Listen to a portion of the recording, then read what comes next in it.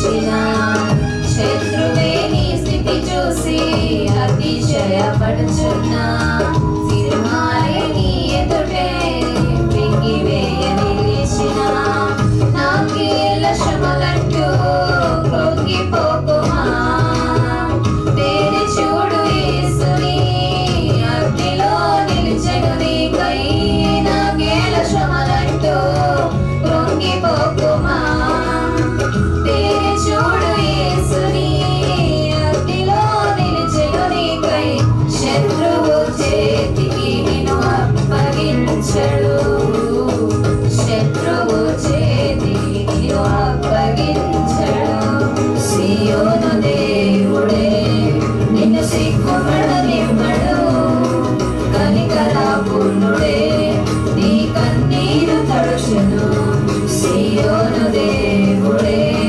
నిన్ను సిగ్గుపడనివ్వడు కనికరాపూర్ణుడే నీ కన్నీరు తడుచును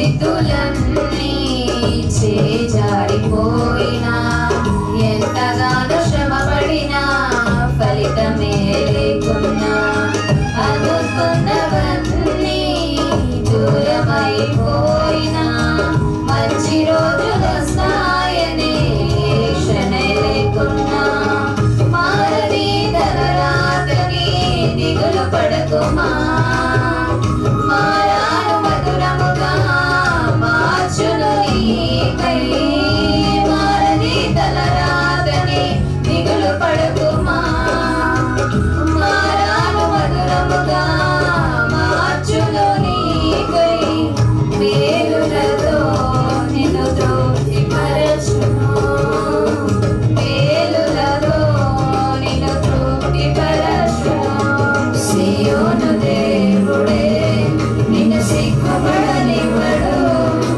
కనికరాపూర్ణుడే నీ కన్నీరు తడుచును సియోను దేవుడే నిన్ను సిగ్గుపడనివ్వడు కనికరాపూర్ణుడే నీ కన్నీరు తడుచును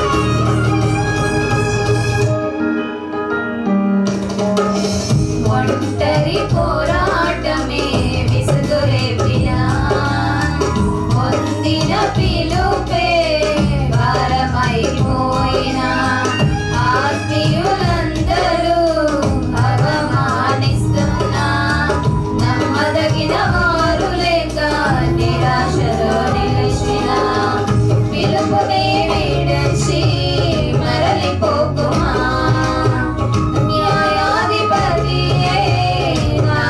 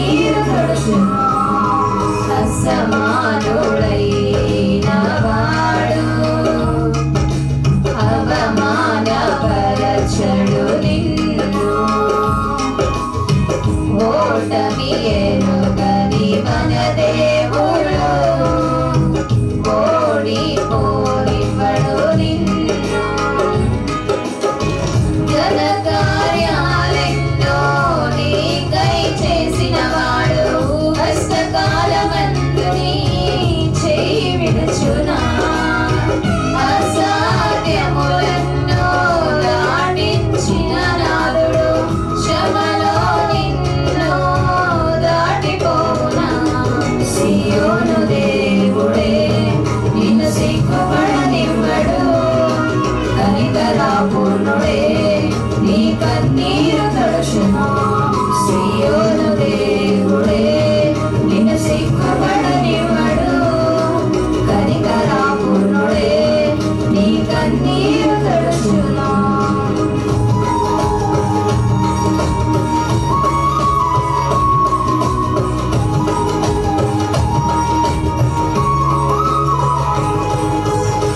మా మనసులను తండ్రి, మా హృదయాలను తండ్రి తిప్పుకొనుటకు మా అందరికీ సహాయం చేయమని ప్రార్థిస్తున్నాము తండ్రి. అవును ప్రభువా, మాకు ఎంతో విలువైన రక్షణను తండ్రి ఈనాడు మాకు అందించి తండ్రి ప్రభువా విలువైన వాక్కులు అందిస్తున్న విధానం బట్టి మీకు స్తోత్రములు చెల్లిస్తున్నాము తండ్రి. ప్రభువా, ఎవరైతే వారు మనస్ఫూర్తిగా ఈరోజు నాతో మాట్లాడు ప్రభు అని ఎవరైతే కోరుకుంటున్నారో వారందరినీ మీరు జ్ఞాపకం చేసుకోండి ప్రభువా. వారికి విలువైన వాక్కునిచ్చి మందరిని మీ పరిశుద్ధాత్మ ద్వారా నడిపించి తండ్రి ఈ కూటమును తండ్రి ఆది నుండి అంతం వరకు మీ చిత్తానుసారముగా నడిపించి తీర్చిదిద్దమని ప్రార్థిస్తూ తండ్రి మరింత ఎక్కువగా తండ్రి మీ వాక్కులను వినుటకు తండ్రి మేము వేగుల పడేవాడుగా మమ్మల్ని అందరినీ మార్చుకోమని ప్రార్థిస్తున్నాము తండ్రి. మాకు ఏది అవసరం అది మీకు తెలుసు గనక తండ్రి మీకు విడిచిపెట్టేసి తండ్రి ముందుకు వెళ్ళుటకు ముందుకు సాగుటకు అందరికీ సహాయం చేయమని ప్రార్థిస్తూ మా కొరకు రానే ఉన్న మా ప్రియ రక్షకుడు మీ ప్రియ కుమారుడైన యేసుక్రీస్తు ప్రభువారి పేరిట ప్రార్థనలు సమర్పించుకుంటున్నాం మా కన్న తండ్రి. ఆమేన్. అందరికీ మరొకసారి నా హృదయపూర్వక వందనాలు చెల్లిస్తున్నానండి. ఈరోజు విలువైన వాక్కు మనం మాట్లాడుకున్నట్లయితే ప్రతిరోజు ఆయన విలువైన వాక్కులు మనం వింటూనే ఉన్నాం. ఆయన వర్తమానాలను వేల కొలది వింటూనే ఉన్నాం. ప్రతిరోజు వింటున్న దాన్ని నేను గ్రహించుకుంటున్నానా, నేను గ్రహించి దాని ప్రకారంగా నా జీవితాన్ని సరిదిద్దుకుంటున్నానా అనేది మనకు చాలా ఇంపార్టెంట్. కాబట్టి ఏది వింటున్నామో దాన్ని గ్రహించాలి. మొదట గ్రహించిన తర్వాత దాని ప్రకారంగా నడుచుకునే వారుగా ఉండాలి. ఇదే క్రైస్తవ్యం. లేదు నేను వింటానండి వినేసి విడిచిపెట్టేస్తానంటే ఇంకా వాళ్ళంతా దుర్మార్గులు ఎవరు ఉండరు దేవుని లెక్కల్లో. కాబట్టి మనం ఆలోచించుకోవాలి, ఏది వింటున్నామో, నేను దేని ప్రకారంగా నేను నడుచుకుంటున్నానో, విన్నదాన్ని నా జీవితంలో అప్లై చేసుకున్నానా లేదా, దాన్ని అప్లై చేసుకొని ఇతరులకు మాదిరికరంగా నా సాక్ష్యాన్ని ఉంచుకున్నానా అనేది ప్రతి ఒక్కరు గ్రహించుకోవాలండి. ఈరోజు కూడా మనం దేవుడు వాక్య గ్రంథంలో ఎన్నోసార్లు చెప్పాడు, మనము దేవుణ్ణి ఎలా ఆరాధించాలండి? ఆత్మతో సత్యముతో ఆరాధించాలి. నీ పూర్ణ హృదయముతో పూర్ణ బలముతో కూడా దేవుని ఆరాధించాలి. సంపూర్ణమైన ఆరాధన నీలో ఉంది అంటే, సంపూర్ణత అనేది మనలో ఉండినట్లయితే దేవుని మర్చిపోతామండి. సంపూర్ణంగా నా తండ్రికి నేను విధేయులై బ్రతుకుతున్నాను, ఆయన సంపూర్ణత పూర్ణ హృదయముతో నేను దేవుని ఆరాధిస్తున్నాను అని ఎవరైతే చెప్పుకుంటున్నారో, లేదా ఎవరైతే అలా వెళ్ళిపోతున్నారో, వారి మనస్సును అనుకుంటున్నారో, అలాంటి వారు దేవుణ్ణి మర్చిపోవడం సాధ్యమా? లేదు కదా. పూర్ణ బలముతో పూర్ణ హృదయముతో ఆత్మతో సత్యముతో ఆరాధించమని చెప్పాడు ఆయన. మరి ఈ లక్షణాలు మనలో ఉండినట్లయితే ఆయనని ఎంత మాత్రము మర్చిపోయి విడిచిపెట్టేసి బ్రతికే పిల్లలుగా మనం ఉండం. కాబట్టి మనం ఆలోచించుకోవాలి, ఆయన మర్చిపోతున్నామంటే నీలో సంపూర్ణత లేదు. ఇప్పుడు ఎవరైనా మనకు లిఫ్ట్ ఇస్తారండి, లేదా ఏదో ఒకటి మనకు చేస్తారు, మనం అడిగింది చేసి పెట్టి ఉంటారు వాళ్ళు. అప్పుడు మనం వాళ్ళకి ఏం చెప్తాం? థ్యాంక్ యూ చెప్తాం, థ్యాంక్స్ చెప్తాం, కృతజ్ఞత చెప్తాం కదా. మరి ఇంతగా ఈ సృష్టిని మన కాళ్ళ దగ్గర ఉంచేశాడు, జీవరాశులను జల నదులను ప్రతి ఒక్కటి మన దగ్గర ఉంచేశాడు. ఇంకెంత కృతజ్ఞత కలిగి మనం బ్రతకాలి దేవుని కొరకు కదండి. మర్చిపోతున్నావు అంటే నువ్వు ఒక్కరిని, ఇప్పుడు దేవుని నువ్వు మర్చిపోయి బ్రతుకుతున్నావు అంటే ఇంకొకరిని ఆరాధిస్తున్నావు అన్నమాట. వాడే సాతాను, అపవాది. లేదు నేను తండ్రిని మర్చిపోకుండా, నా తండ్రి ఇంతగా చేసిన ఇవన్నీ నా కాళ్ళ దగ్గర ఉంచి, నన్ను ఈ భూమి మీద ఉంచి ప్రతి దానికంటే నన్ను శ్రేష్ఠుడిగా దేవుడు నన్ను ఎంచాడు అని గుర్తించినట్లయితే దేవుణ్ణి మర్చిపోయి బ్రతకమండి. కానీ ఆయన మర్చిపోయి బ్రతుకుతున్నామంటే వేరే వాడిని ఆరాధిస్తున్నాం కాబట్టి ఆయన్ని మర్చిపోతున్నారు. కాబట్టి ఏ ఒక్కరు మర్చిపోయేవారుగా ఉండకూడదు. మీ పూర్ణ హృదయముతో, పూర్ణ ఆత్మతో, ఆత్మతో, సత్యముతో ఆయన ఆరాధించాలని వాక్య భాగం సెలవిస్తుంది. సంపూర్ణత పూర్ణముగా నువ్వు హృదయపూర్వకంగా ఆయన ఆరాధించినట్లయితే ఆయన ఎంత మాత్రమో మర్చిపోము. ఆఫ్టర్ ఆల్ మనుషులు ఏదైనా మనకు చేసి పెడితే, మనకు అనుకున్నది చేసి పెడితే వాడికి థ్యాంక్ యూ అని చెప్తాం కదా. మరి మన తండ్రికి మర్చిపోకుండా కృతజ్ఞత ఎల్లప్పుడూ చెల్లించేవారుగా ఉన్నారా? నువ్వు భోజనం చేస్తున్నప్పటికీ కూడా అది ఆయన కరుణ. నా సెలవు లేనిదే ఎవరైనా భోజనము చేతురా అని ఉంది బైబిల్ గ్రంథంలో. నా సెలవు లేనిదే.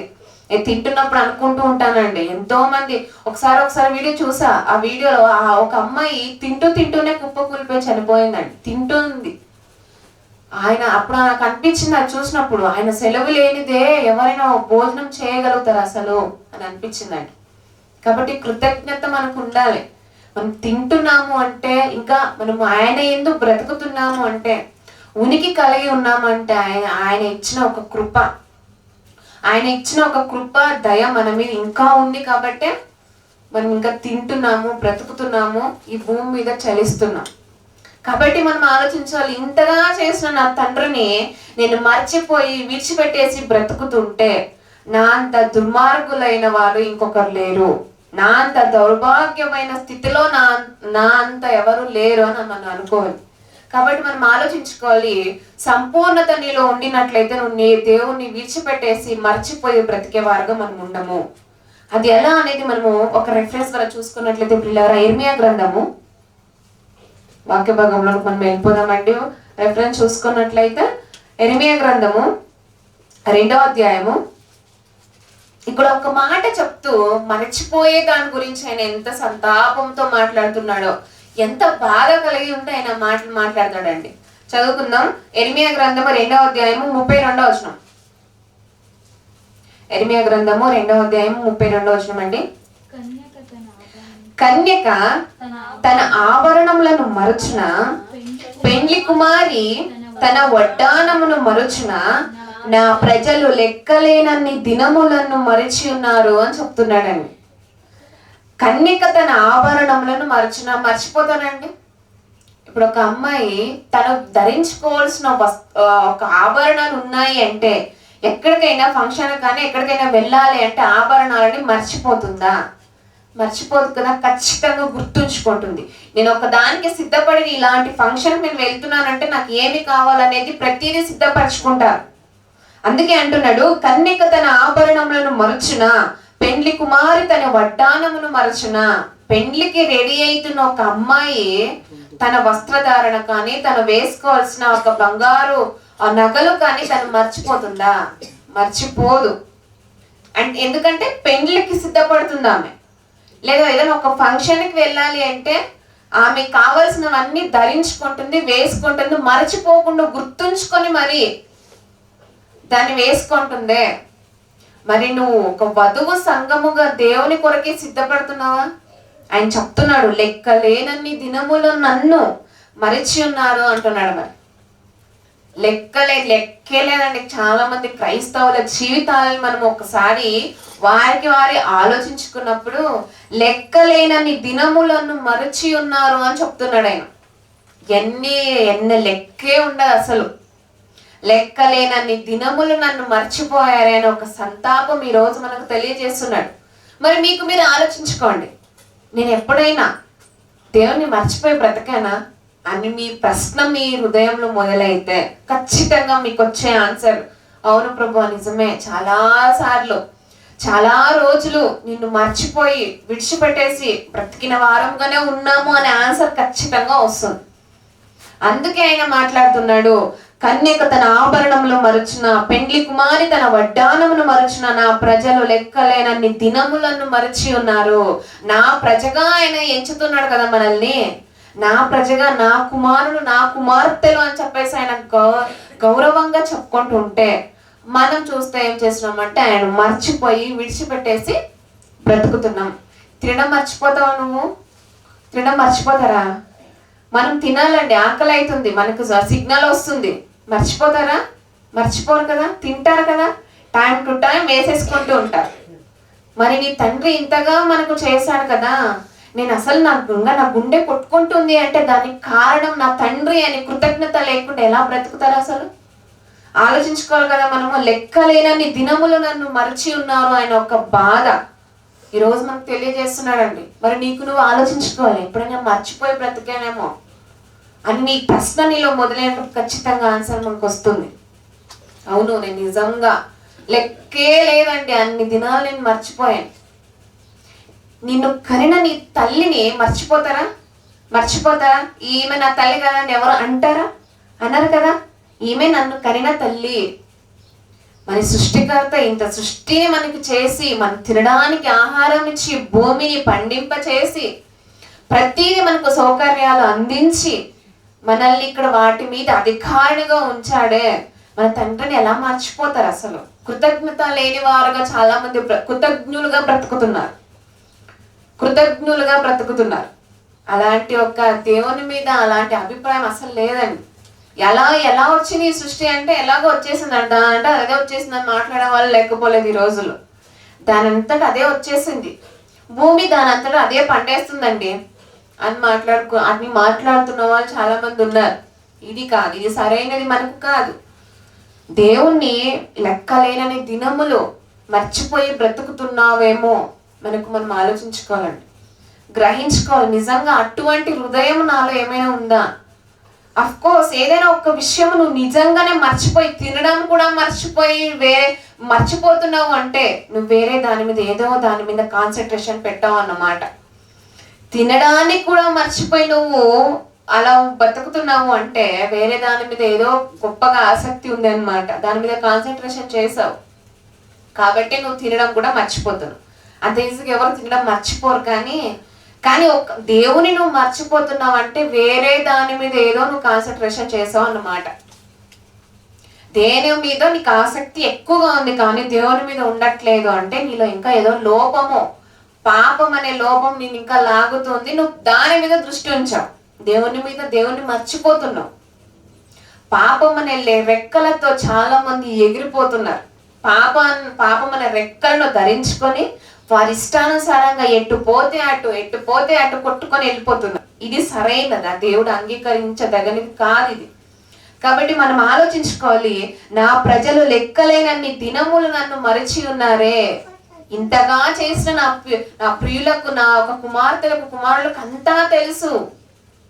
బయట వారు అన్ని జనులు తప్పిపోతున్నారంటే అదొక లెక్క ఉంటుంది, కానీ అన్నీ తెలిసి దేవుని వాక్కులను, ఎంతో గొప్ప గొప్ప విలువైన వాక్కులను నేను విన్నా కూడా, ప్రతిదీ నాకు తెలిసినా కూడా అయినా దేవుని విడిచిపెట్టేసి లోకంలో బ్రతుకుతున్న వాళ్ళు, అలాంటి నా పిల్లలుగా చెప్పుకుంటున్నా అని ఎవరైతే నేను క్రైస్తవురాలని చెప్పుకుంటున్న వాళ్ళు కూడా లోకంలో అలా బ్రతుకుతున్నారంటే అలాంటి వాడిని చూసి మరింత ఎక్కువగా ఎంత ఆయన గుండె బరువెక్కిపోయి ఉంటుందో అనిపిస్తూ ఉంటుంది కదండి. మనం ఆలోచించుకోవాలి కదా, లెక్కలేనని దినములు నన్ను మరచి ఉన్నారని ఒక బాధ ఆయన కలిగింది. మరి ఆయన బాధను నువ్వు తీర్చుతావో లేదా పర్లేదు, నాకు నా ఇష్టానుసారమే నాకు కావాలి, నా ఇష్టమే నేను నెరవేర్చుకోవాలి, నా కోరికలు నేను తీర్చుకోవాలని నువ్వు వెళ్ళిపోతావో మరి నీకు నువ్వే ఆలోచించుకోవాలి. లెక్కనేనని మనకు అవసరమైన ప్రతిదీ మనం గుర్తుంచుకొని మరి తీసుకుంటామే, సిద్ధపడతామే.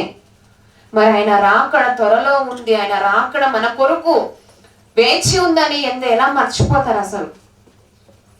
ఆయన రెండవ రాకడ ఖచ్చితంగా వస్తుంది, నేను త్వరగా వచ్చుచున్నాను ఆయన చెప్తున్నాడు, కానీ ఆలస్యం అవుతుంది అని చాలా మంది ఎప్పుడో వచ్చినప్పుడు చూసుకుందాంలే అని ఒక నిర్లక్ష్యం చాలా మందిలో ఉంది. కాబట్టి మనం ఆలోచించుకోవాలి, ఆయన ఒక్కరోజు మర్చిపోయినా కూడా కృతజ్ఞుడిగా మారిపోతావు. కాబట్టి మనం ఆలోచించుకోవాలి, ఎల్లవేళలా ఆయన స్తుతింపబద్ధులమై ఉన్నాం, అది మనం గుర్తుంచుకోవాలండి.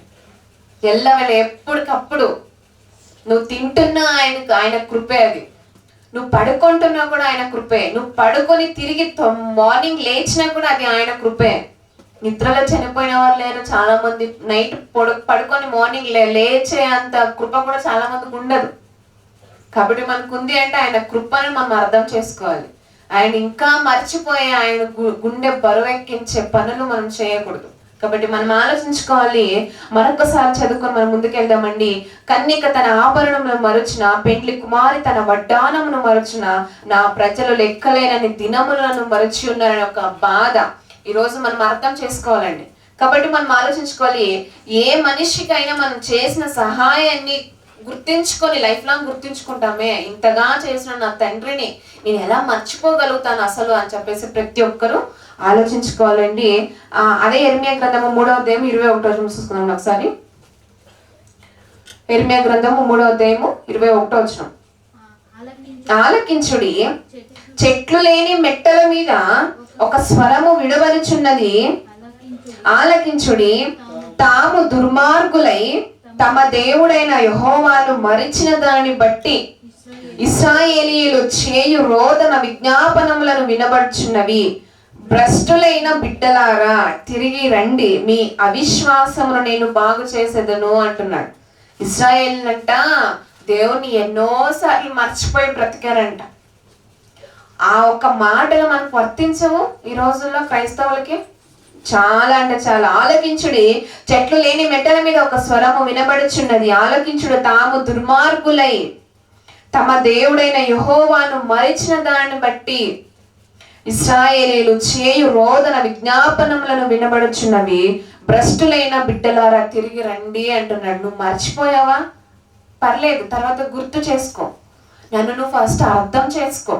అందుకే యెహోవాను రుచి చూసి తెలుసుకొనడి, ఆయన ఉత్తముడు అని రుచి చూసి తెలుసుకొనడి అని బైబిల్ గ్రంథంలో ఉందండి. నువ్వు రుచి చూసావు, నీకు తెలుసు నా తండ్రి పనులేంటి, ఆయన కార్యాలేంటి. ఈ సృష్టికి ఒకే ఒక్క దేవుడు, ఆయన సృష్టికర్త ఎవరో అని నేను ఎరిగాను, నాకు తెలుసు. తెలిసినా కూడా మరుస్తున్నావు అంటే నీలో ఇంకో లోపాలను నువ్వు మొలకెత్తిస్తూనే ఉన్నావు కాబట్టి నువ్వు మర్చిపోతున్నావు. కాబట్టి నువ్వు ఆలోచించుకోవాలి. ఇక్కడ చెప్తున్నాడు ఆయన, భ్రష్టులైన బిడ్డలారా తిరిగి రండి అంటున్నాడు. చూసారా ఆయన ప్రేమ అది. నువ్వు మర్చిపోయినా కూడా ఆయన నిన్ను విడువడు, ఎడబాయడు. నువ్వు మర్చిపోయినా సరే నిన్ను గుర్తుంచుకుంటాడు ఆయన, నీ వెంటే ఉంటాడు. నువ్వు ఎప్పుడు మారుతావా అని చూస్తూ ఉంటాడు. భ్రష్టత్వం నీలో ఉండినా కూడా ఆ భ్రష్టత్వంని తీసివేసుకొని పరిశుద్ధాత్మ ద్వారా నిన్ను వెంటాడుతూనే ఉంటాడు. ఇది ఆయన ప్రేమ, ఇదే ఆయన కృప. కాబట్టి మనం ఆలోచించుకోవాలి. భ్రష్టులైన బిడ్డలారా తిరిగి రండి, మీ అవిశ్వాసమును నేను బాగు చేసేదను. నీలో నుండి విశ్వాసం వెళ్ళిపోయి నీలో అవిశ్వాసము నీలో చొరబడినట్లయితే పర్లేదు, నేను నిన్ను బాగు చేస్తాను. కానీ నువ్వు చేయాల్సింది ఏంటి? మొదట రండి, నా దగ్గరకు రండి. ఇప్పుడు డాక్టర్ దగ్గరకు మనం వెళ్తేనే కదండి ఆయన మనకు వచ్చిన వ్యాధిని బాగు చేయగలుగుతాడు. నువ్వు ధీమాగా ఇంట్లో కూర్చొని నేను వెళ్ళను అన్నట్లుగా ఉంటుందా? బాగా అవుతుందా? మనకు వైద్యం దొరుకుతుందా? సరైన వైద్యం మనకు దొరుకుతుందా? లేదు కదా. హాస్పిటల్ దగ్గరికి వెళ్ళాలి, వైద్యుని సంప్రదించాలి. ప్రతి ఒక్కరు మనకు ఏదైతే కలిగిన వ్యాధి గురించి ఆయనకు వివరించాలి. అప్పుడు ఆయన సరైన ఒక్క వైద్యాన్ని మనకు అందించగలడు కదా. అందుకే చెప్తున్నాడు, భ్రష్టులైన బిడ్డలారా తిరిగి రండి, మీ అవిశ్వాసమును నేను బాగు చేసేదను అంటున్నాడు. నేను బాగు చేస్తాను. మొదట నువ్వు చేయాల్సింది నాకు నువ్వు లోబడు, నన్ను నువ్వు అంగీకరించు. నీలో ఏ లోపం అయితే ఉందో నా దగ్గర కుమ్మరించు, అది నేను దాన్ని బాగు చేస్తాను.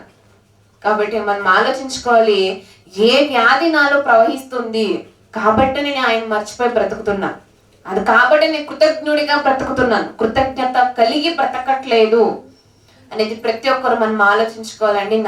నా ఒక భక్తి జీవితము దేవునికి అనుకూలముగా ఉందా, అనానుకూలంగా ఉందా అనేది ప్రతి ఒక్కరు గ్రహించుకోవాలండి. మనము యెషయా గ్రంథము 51వ అధ్యాయం ఒకసారి చూసుకుందామండి. యెషయా గ్రంథము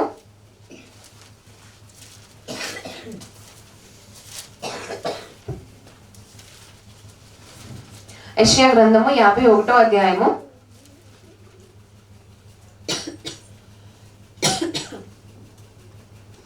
51వ అధ్యాయము 13వ వచనం. బాధపెట్టువాడు నాశనము చేయుటకు సిద్ధపడినప్పుడు వాని క్రోధమును బట్టి నిత్యము భయపడుచు ఆకాశములను వ్యాపింప చేసి భూమి పునాదులు వేసిన యెహోవాను నీ సృష్టికర్త అయిన యెహోవాను మరచుదువా అని క్వశ్చన్ వచ్చింది మనకు. ఇక్కడ ఏమంటున్నాడంటే ఆకాశాలను పరిచాడు ఆయన. ఎప్పుడైనా ఆకాశాన్ని మీరు కనిపెట్టి చూడండి, దాన్ని సీరియస్గా మనం బయట సీరియస్గా నించుని మనం ఆలోచించినప్పుడు అనిపిస్తూ ఉంటుంది, ఈ ఆకాశం అసలు మనం చేయగలుగుతామా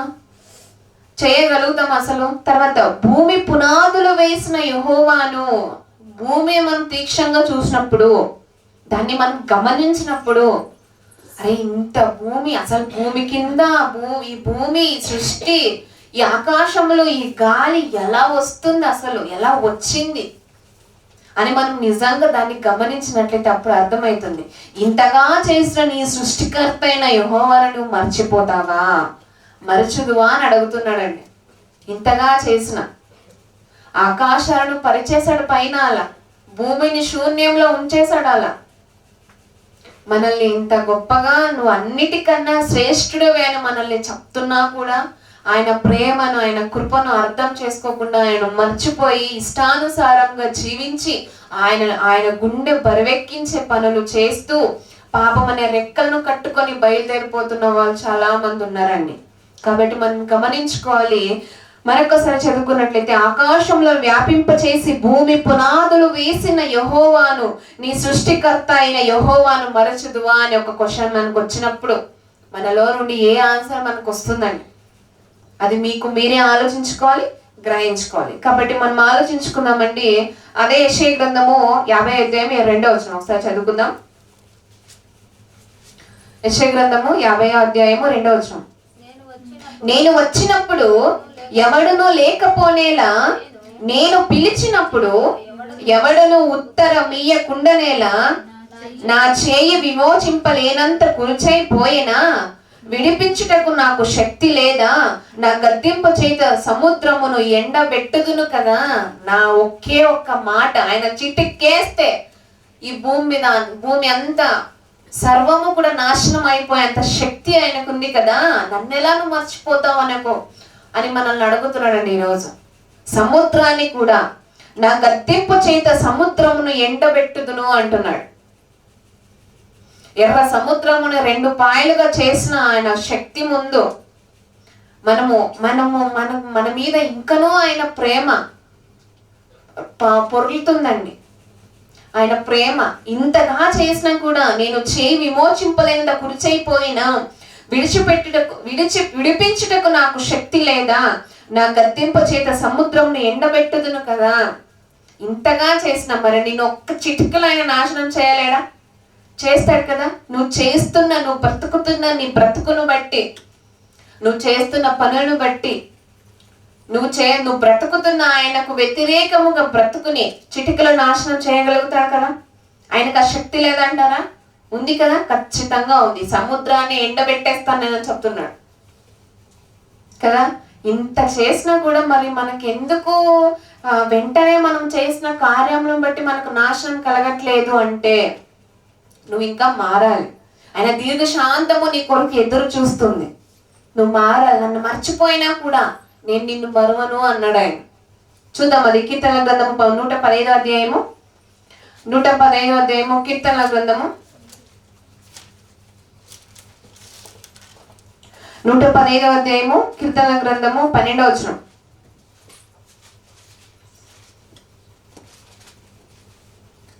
115:12.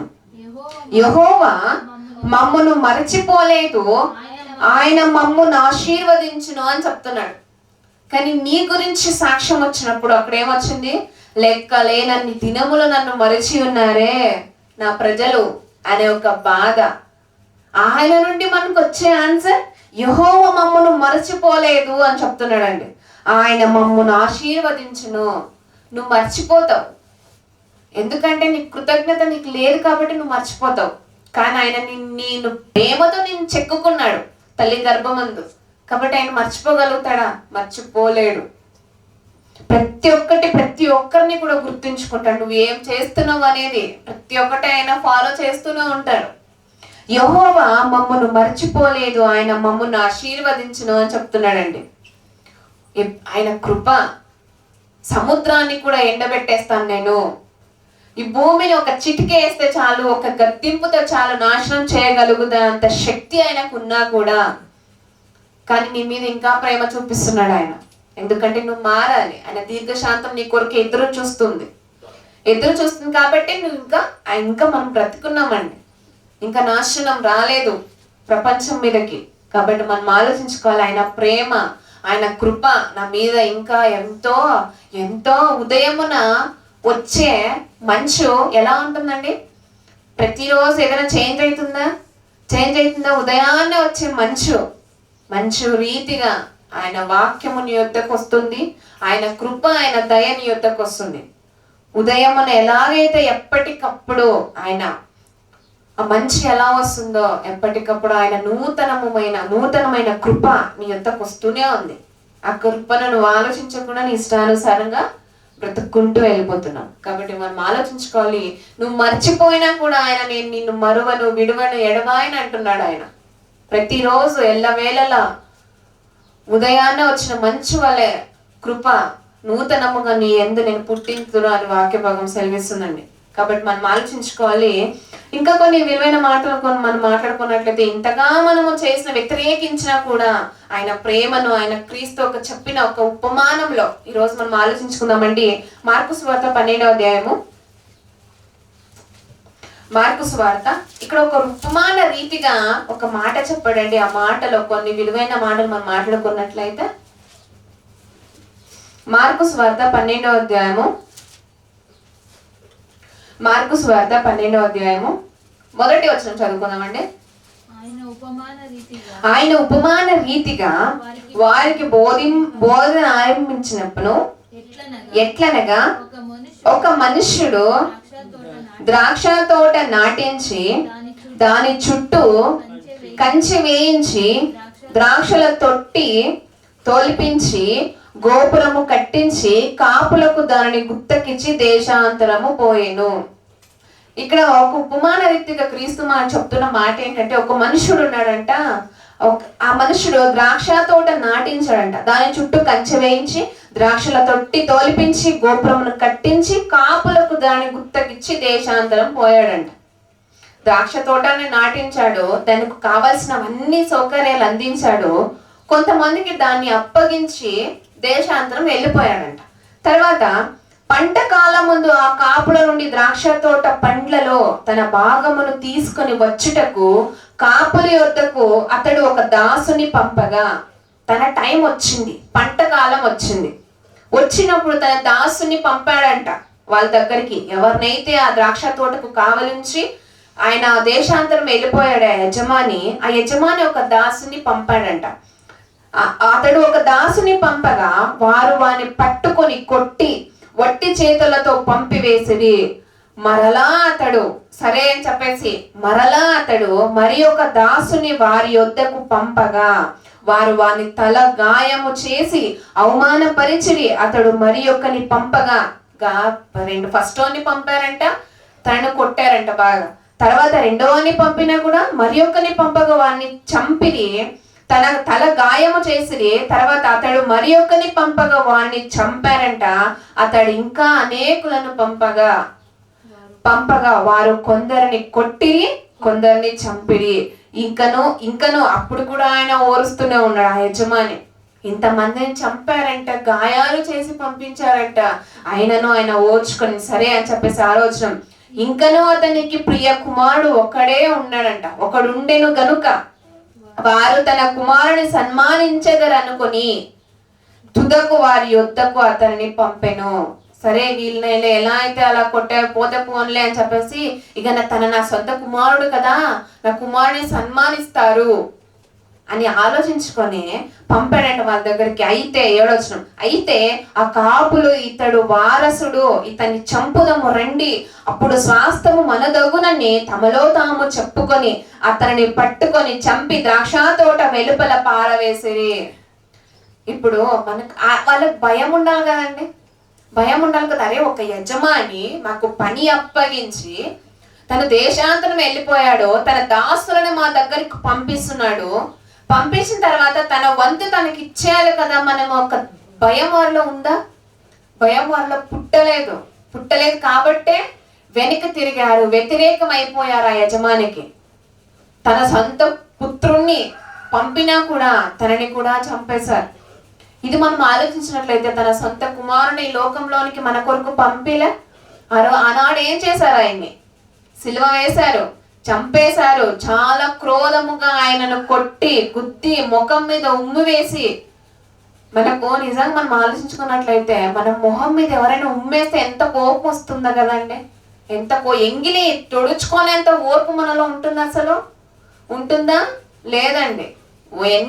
వెంటనే రెండు వాళ్ళకి రిటర్న్ అయిపోతాయి, మనకు రెండు ఇచ్చేస్తాం అనమాట.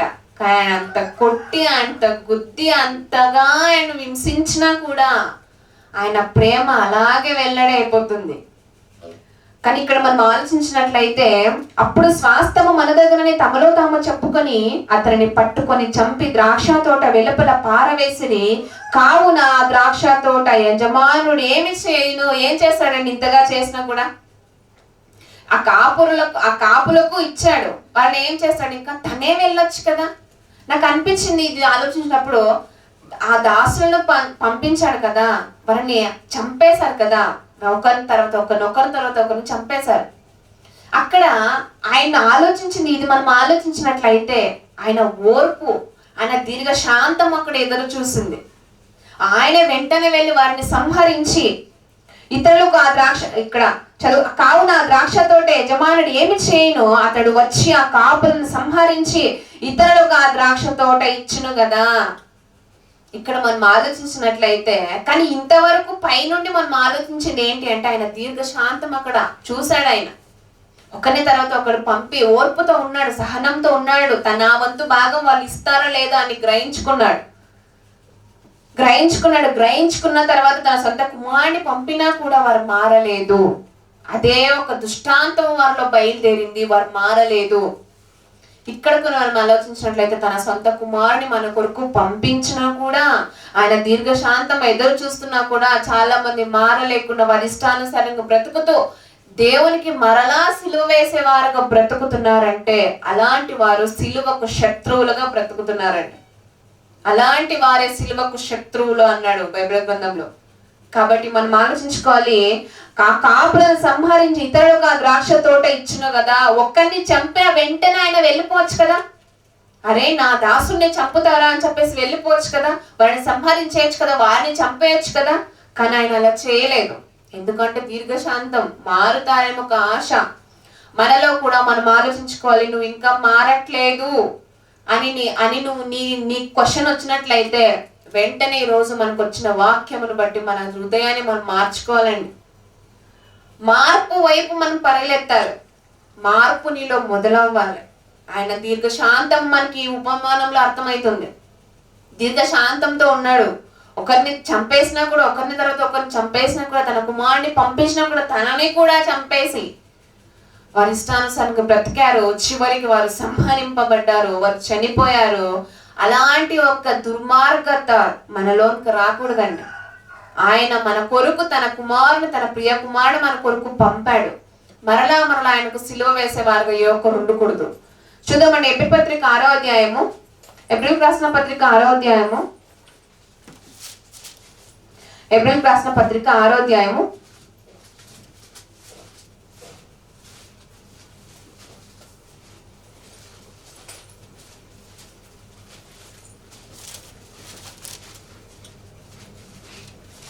6వ అధ్యాయము 4వ వచనం అండి. ఒక్కసారి వెలిగింపబడి పరలోక సంబంధమైన వరమును రుచి చూచి పరిశుద్ధాత్మలో పాలివారై దేవుని దివ్య వాక్యమును రాబోవు యుగ సంబంధమైన శక్తుల ప్రభావమును అనుభవించిన తర్వాత కూడా ఎలా ఉంటారంటే తప్పిపోయేవారుగానే ఉంటారంట. మరి అంత దౌర్భాగ్యపు స్థితి మనకు ఉండకూడదండి. అంతా తెలుసు. ఒక్కసారి వెలిగింపబడి నువ్వు ఒత్తుగా ఉండినట్లయితే, దీపంలో నువ్వు ఒత్తిగా ఉన్నట్లయితే, వాక్యం అనే నూనె మన యొద్దకు ప్రతిరోజు వస్తూనే ఉంది. నువ్వు కేవలం ఒత్తిగానే ఉన్నావు. నూనె లేకుండా అది వెలిగింపబడుతుందా? లేదు కదా. నూనె మనకు అవసరం కదా. నువ్వు వెలిగింపబడ్డావు, ఆయన నిన్ను వెలిగించాడు. వాక్యం అనే నూనె పోసి మనకు వెలిగించాడు. ఆయన వెలిగించిన తర్వాత కూడా పరలోక సంబంధమైన వరమును నువ్వు రుచి చూసావు, నీకు తెలుసు పరలోకం ఉంది, నా కొరకు ఒక పరలోకము వేచి చూస్తుంది, నా కొరకు నా తండ్రి దీర్ఘశాంతంతో ఎదురు చూస్తున్నాడు, నాలో మార్పు మొదలైందా, మారానా నేను అనేది లేకుండా పరలోక సంబంధమైన వరమును రుచి చూచి పరిశుద్ధాత్మలో పాలివారై దేవుని దివ్య వాక్యమును రాబోవు యుగ సంబంధమైన శక్తుల ప్రభావమును అనుభవించిన తర్వాత తప్పిపోయిన వారు తమ విషయములో దేవుని కుమారుని మరలా సిలువ వేయచ్చు. చూసారండి, నువ్వు వెలిగింపబడ్డావు, నిన్ను వెలిగించాడు ఆయన. వెలిగించి లోకంలో ఇంకొంతమందిని వెలిగించు అని చెప్తే నువ్వే దుర్మార్గత స్థితిలోనికి వెళ్ళిపోయి మరలా దేవుణ్ణి సిలువ వేసేవారుగా ఉన్నారు. బాహాటముగా చూడండి, ఇక్కడ ఒకసారి చదువుకుందాం. తప్పిపోయిన వారు తమ విషయంలో దేవుని కుమారుని మరలా సిలువ వేయచ్చు బాహాటముగా ఆయనను అవమానపరుచుచున్నారు గనుక అలాంటి వారికి మారు మనసు పొందునట్లు అట్టి వారిని మరలా నూతన పరచుట అసాధ్యము. ఏదో కొత్త వాళ్ళని మార్చొచ్చేమో కానీ అన్ని తెలిసి పదే పదే అదే త్రోవలో వెళ్ళిన వారిని ఎంత మాత్రము మార్చలేము, అది అసాధ్యము అని చెప్తున్నాడు ఆయన. నీకు తెలిసి కూడా ఇప్పుడు ఒక చోట గాయమైందండి, తెలిసి కూడా దాన్ని పొడుచుకుంటావా? నువ్వు పొడుచుకుంటావా? లేదు కదా, దాన్ని మాన్పి వేయాలని చూస్తావు. మన కొరకు క్రీస్తు ప్రభు అని లోకానికి వచ్చాడు, ఆయన నా కొరకు ఆయన గాయములు పొందాడు, దెబ్బలు తిన్నాడు, సిలువ వేయబడ్డాడు నా కొరకు అని తెలిసి కూడా ఆయనను మరలా సిలువ వేస్తున్నావు అంటే ఎంత పాపముతో నువ్వు కూడినట్లయితే మరలా ఆయన గాయాలను రేపే బిడ్డగా మనం ఉంటామండి. ఆయన గాయాలను రేపే వాళ్ళుగా మనం ఉంటాం, బాహాటముగా సిలువ వేసేవారుగా ఉంటాం. మనకు అనిపించాలంటే ఒక్కొక్కసారి మనం ఏదైనా తప్పుల వైపు మనం వెళ్ళినప్పుడు అయ్యో నేను మరలా ఆయన సిలువ వేస్తున్నానేమో, ఆయన గాయాలు, ఆయన దేహం మీద గాయాలు మరలా నేను రేపుతున్నానేమో, దాన్ని గుచ్చుతున్నానేమో అని గుర్తుంచుకోవాలండి ప్రతి ఒక్కరు. అలా గుర్తించుకున్నట్లయితే తర్వాత మరొకసారి చదువుకుందామంటే దాన్ని, తమ విషయములో దేవుని కుమారుని మరలా సిలువ వేయచ్చు బాహాటముగా ఆయనను అవమానపరచుచున్నారు గనుక మారు మనసు పొందునట్లు అట్టి వారిని మరలా నూతన పరచుట అసాధ్యము అని చెప్తున్నాడండి. అలాంటి వారు తెలియకపోయిన వారు ఒక లెక్క అయితే, తెలిసి నువ్వు పదే అదే చేస్తున్నావంటే అలాంటి వారు ఆయన మరలా గాయాలను నువ్వు రేపుతున్నావు, అదే గాయాలను నువ్వు మరలా పురికొల్పుతున్నావు అన్నమాట. కాబట్టి మనం ఆలోచించుకోవాలండి, ఆయనను మరలా సిలువ వేసేదానగా వాడుగా నేను ఉన్నానేమో అనేది ప్రతి ఒక్కరు గ్రహించుకోవాలండి. మొదటి యోహాను పత్రిక ఒకసారి చదువుకుందామండి. యోహాను రాసిన మొదటి పత్రిక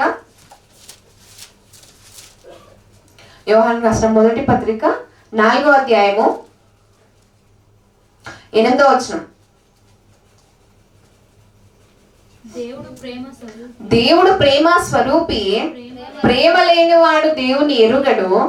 మనము ఆయన ద్వారా జీవించినట్లు దేవుడు తన అద్వితీయ కుమారుని లోకములోనికి పంపెను. దీని వలన దేవుడు మన యందు ఉంచిన ప్రేమ ప్రత్యక్షపరచబడెను కదా. మనకు తెలిసింది కదా, క్రీస్తు నా కొరకు ఈ లోకమునకు వచ్చాడని నీకు తెలుసు కదా. ఆయన నా కొరకు గాయముల చేత ఎంతో ఇబ్బంది పడ్డాడు, బాధపడ్డాడు, ఉమ్ము వేసిన తుడుచుకొని ముందుకు వెళ్ళిపోయాడు కదా. నా కొరకు నాకు రక్షణ తావాలి అని ఒక కృతజ్ఞత నీలో ఉండినట్లయితే మరలా నువ్వు మనం సిలువ వేస్తామా? లేదు కదా. ఆయన ప్రేమ దీని వల్ల దేవుడు మన యందు ఉంచిన ప్రేమ ప్రత్యక్ష పరచబడెను. మనము దేవుని ప్రేమించితమని కాదు, తానే మనలను ప్రేమించి మన పాపములకు ప్రాయశ్చిత్తమై ఉండుటకు తన కుమారుని పంపెను. ఇందులో ప్రేమ ఉంది, ఇందులోనే ప్రేమ ఉందండి. నువ్వు ప్రేమించవని కాదు, ఆయన నిన్ను ప్రేమించాడు కాబట్టి నువ్వు ఇంకా ఇలా ఉన్నావు, ఇంకా ఇలా బ్రతుకుతున్నావు. నువ్వు ప్రేమించవని కాదు కానీ ఆయన నిన్ను ప్రేమించాడని చెప్తున్నాడు. దేవుడు మన యందు ఉంచిన ప్రేమ ప్రత్యక్షపడెను. మనము దేవుని ప్రేమించితమని కాదు, తానే మనను ప్రేమించి మన పాపములకు ప్రాయశ్చిత్తమై ఉండుటకు తన కుమారుని పంపెను. ఇందులోనే ప్రేమ ఉంది, నువ్వు చేసే దాంట్లో కాదు. ఆయన నీకు ఉంచిన ప్రేమకు కర్త ఆయన. నీలో ప్రేమ ఉంది అంటే నీలో ఆ ప్రేమకు కర్త ఆయన ఉన్నాడు. దాన్ని నేర్పించింది దేవుడు. తన కుమారుని లోకంలోనికి పంపించి మన రక్షణ కొరకు ప్రేమగా మలిచింది దేవుడు. కానీ దీన్ని మర్చిపోయి మరలా నీ తండ్రిని, నీది ఒక క్రీస్తు ప్రభువారిని మరలను సిలువ వేస్తూ తండ్రి గుండె బరువెక్కించే పనులు మరలా నువ్వు చేస్తున్నావంటే మన అంత దౌర్భాగ్యపు స్థితిలో ఎవరు ఉండరండి. కాబట్టి మనం ఆలోచించుకోవాలి, ఎంతసేపు కూడా మన పనులు, మన ఇష్టాలు, మన కోరికలే కాదు, తండ్రి చిత్తాన్ని నువ్వు మొదట తెలుసుకో. నీ బాధను ఆయన తీర్చేవాడుగా రెడీగా ఉంటాడు ఆయన ఎల్లప్పుడు.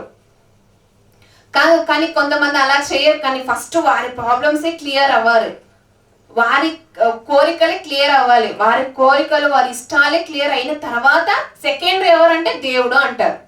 ఫస్ట్ స్థానం నీ హృదయంలో తండ్రికి ఇవ్వు, తర్వాత సెకండరీ మీ పనులకు ఇచ్చేసాయి. నీ తండ్రికి నువ్వు ఫస్ట్ స్థానం నీ హృదయంలో ఇచ్చినట్లయితే, నువ్వు ఏది అనుకుంటే దైవ చిత్తానుసారంగా నువ్వు జీవించినట్లయితే అనుకోకుండా ఆటోమేటిక్గా మనకు వచ్చి పడిపోతాయండి మన ఖాతాలోనికి. కాబట్టి మనం ఆలోచించుకోవాలి, ఆయన ప్రేమ స్వరూపి. నువ్వు ఇంతగా మర్చిపోయినా కూడా, మర్చిపోయి బ్రతికినా కూడా ఆయన ప్రేమతో మరలా నిన్ను గుర్తు చేసుకుంటూనే ఉన్నాడు. మన కొరకు ఆయన పంపించాడు, అది ఆయన ప్రేమ. కాబట్టి నువ్వు కేవలం క్రైస్తవులని చెప్పుకుంటే సరిపోదు. ఆయన ప్రేమను తెలుసుకున్న నువ్వు మరలా సిలువ వేయకుండా బ్రతకాలి, అది క్రైస్తవ్యం. అందుకే ఎప్పుడు ఎంతసేపు వాన చినుకులకి ఏమైనా, వాన చినుకులకే తప్ప ఉరుములకు పంట పండుతాయండి? వాన చినుకులకు తప్ప ఉరుములకు పంటలు పండుతాయా? లేదు కదా. నువ్వు పైన ఎంత ఉరుమునట్లయితే, ఎంత ఉరిమినా కూడా పంటలేం పండవు. వాన చినుకులు, వాన రావాలి, వాన పడితే తప్ప పంట పండదు. ఉరుములకు పంట పండదు, వాన చినుకులు రావాలి, పంట పండాలి. అది నువ్వు కేవలము ఉరిమితే సరిపోదు, నేను క్రైస్తవుడిని, క్రైస్తవురాలిని అని. వాన చినుకుల వలె నీ హృదయంలో వాక్కులు రాలాలి. ఇది ప్రేమ, ఇది చెప్పిన మాట. ఆయన చినుకు వలె, వాన చినుకు వలె ఆయన వాక్కు కురిపించే ఒక హృదయం నీలో కలిగి ఉండాలి, కేవలం ఉరిమితే కాదు. కాబట్టి మనం ఆలోచించుకోవాలండి. ఒక మాట చూసుకుందామండి. ఏప్రిల్ రాసిన పత్రిక 3వ అధ్యాయము 12వ వచనం. ఏప్రిల్ పత్రిక 3వ అధ్యాయము 12వ వచనం ఒకసారి చదువుకుందామండి.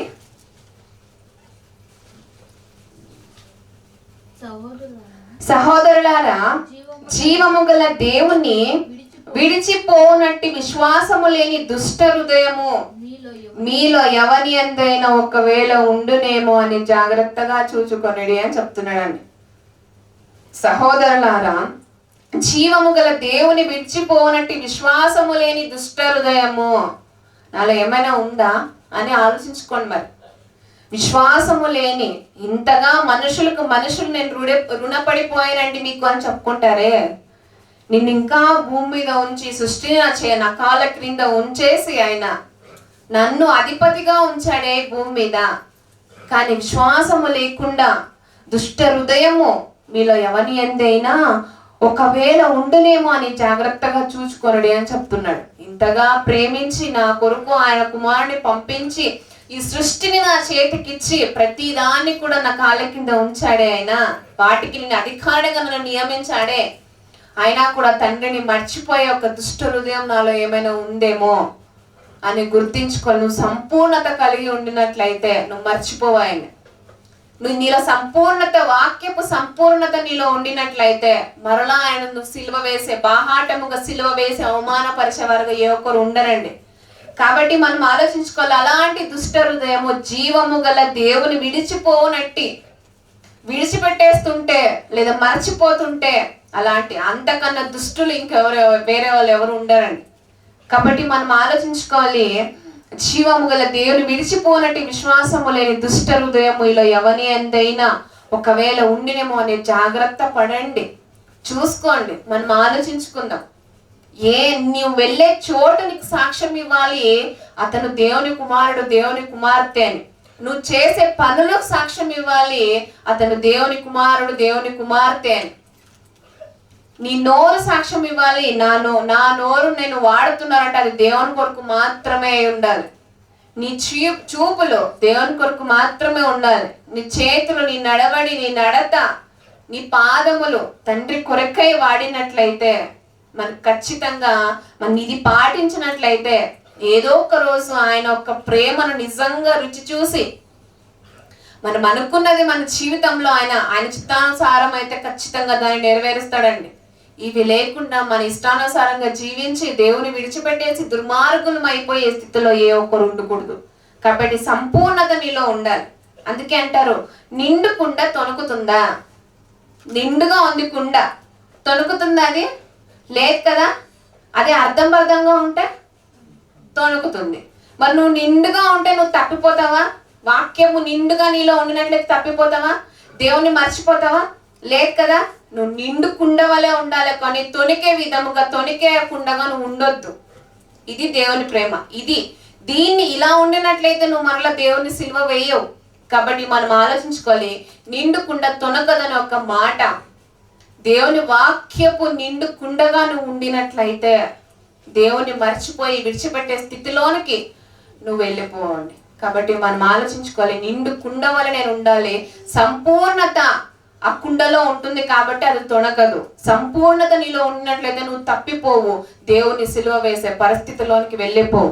కాబట్టి నువ్వు ఆలోచించుకో, నా హృదయం ఇక మీదట ఎలా ఉంటుంది, దేని యందు నా హృదయం పరిగెడుతుంది, సంపూర్ణత నాలో ఉందా లేదా అనేది ఈ మాటలను బట్టి మీరు గ్రహించుకొని దాని ప్రకారం నడుచుకోవాలని కోరుకుంటున్నా. ఈ యొక్క మాటలు ముగిస్తున్నానండి. కళ్ళు మూసుకోండి, ప్రార్థించుకుందాం.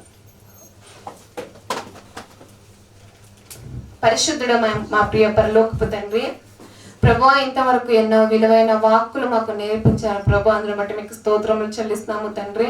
అవును ప్రభువా, కేవలము తండ్రి ఉరుములకు కాదు పంటలు పండేది తండ్రి, వాన చినుకులకే అని ఒక మీ వాక్యము తండ్రి. ప్రభువా, ఈ రోజు తండ్రి మేము కేవలం ఉరుము వల్లే తండ్రి క్రైస్తవుడు నేను చెప్పుకునే వారుగా ఉండకుండా వాన చినుకుల వల్లే మా హృదయంలో వాక్యపు రాలడానికి తండ్రి మీరు సహాయం చేసి నడిపించమని ప్రార్థిస్తున్నాము తండ్రి. అవును ప్రభువా, మేము ఏదైనా తండ్రి మిమ్మల్ని విడిచిపెట్టేసి మరిచిపోయే స్థితిలోనికి మేము వెళ్ళిపోయామంటే తండ్రి మా అంత దౌర్భాగ్యమైన స్థితి ఏ ఒక్కరికి ఉండదని గుర్తించుకొని తండ్రి మిమ్మల్ని మర్చిపోయి కృతజ్ఞులుగా ఉండిపోయే వారుగా ఏ ఒక్కరు ఉండకుండా తండ్రి కృతజ్ఞత కలిగి తండ్రి మీ కొరకు జీవించే పిల్లలుగా మమ్మల్ని అందరినీ మార్చుకోమని ప్రార్థిస్తున్నాము తండ్రి. అవును ప్రభువా, మీ దీర్ఘ శాంతము ఎల్ల వేళలా మా కొరకు ఎదురు చూస్తుందని ఒక గమనించుకోవడానికి అట్టి మనస్సు మా అందరికి దయచేయమని ప్రార్థిస్తున్నాము తండ్రి. ప్రభువా, మేము ఏదైనా మీ యందు తప్పు చేసిన తప్పిపోయినలా మమ్మల్ని క్షమించి మరలా మీ వద్దకు చేర్చుకోవడానికి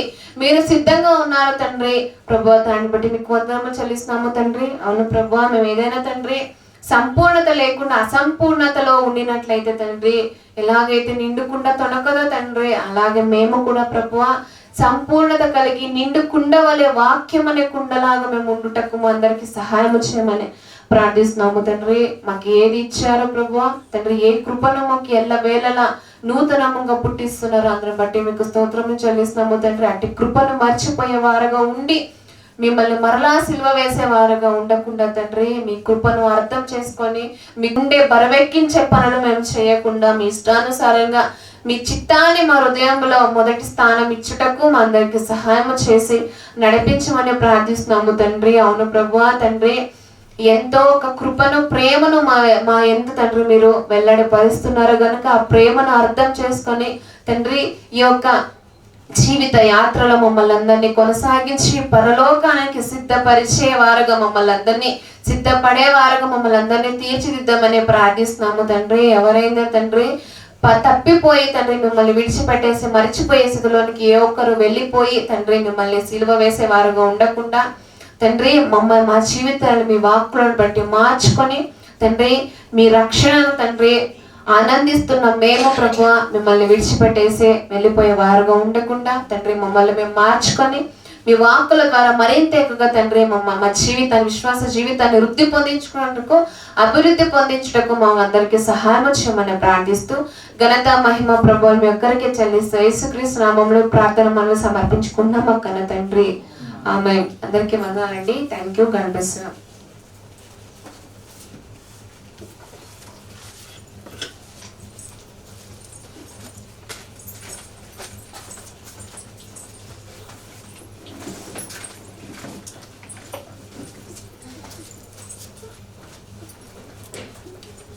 ఎంతో విలువైన సంగతం గురించి వివరించిన సహోదరి గారికి సంగతి వందనాలు చెల్లిస్తున్నాను. అలాగే అందరూ లేఖ నిలుచుకున్నట్లయితే ఒక పాట పాడుకున్నాను.